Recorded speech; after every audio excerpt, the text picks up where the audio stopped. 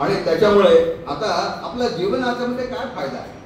आपण आत्महत्या केली पाहिजे आणि मग तो नदीकडे येतो आणि आता नदी जलसमाधी घेणार, तोच त्याच्या तिथे त्या ठिकाणी एक धावत पळत एक बकरा येऊन त्याला बिलगतो आणि तो पुढे जात असतो आणि त्याच्या पाठीमागे काही लोक येत असतात.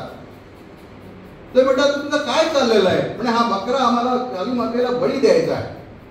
हा म्हणतो की अरे तुम्ही काय त्या बकऱ्याचा जीव घेताय, कशा करता त्याचा जीव घेताय, ते तुम्हाला काय मिळणार आहे? म्हणजे त्याने आम्हाला पुण्य मिळणार आहे.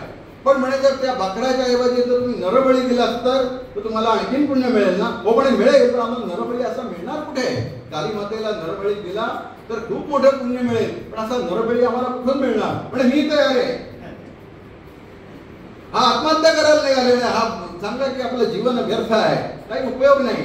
मग तो म्हणतो काली मातेच्या चरणी तरी आपलं मस्तक जाऊ दे, आपल्याला जो पुनर्जन्म मिळेल तो तरी चांगला मिळेल.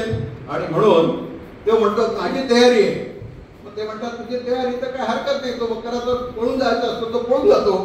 आणि याला घेऊन ते त्या काली मातेच्या मंदिरामध्ये येतात आणि त्याचं मुडकं त्या ठिकाणी त्या विधीवर ठेवतात आणि सगळे मंत्रतंत्र झाल्यानंतर ते तलवार उगारतात आणि आता त्याच्यात मुंडकं त्याचं छाटणार तेवढ्या मोठं वादळ सुरू होतं, घंटा किंकिणाला लागतात आणि ते सगळे जण घाबरून जातात की अरे बापरे हे काय झालेलं आहे. आणि ते सगळे पळून जातात आणि इकडे त्याला असा साक्षात्कार होतो की तू मरण्यासाठी तू नाही आहेस, तुझं जे जीवन आहे ते काही ना काहीतरी करण्यासाठी आहे. आणि असा साक्षात्कार झाल्यानंतर तो काली मातेला नमस्कार करतो आणि सांगतो की हे काली माते, तू माझा जीव वाचवलेला आहेस, मला माझा मार्ग दाखवलेला आहेस, मी आता याच्या पुढे नक्की काही ना काहीतरी करेन.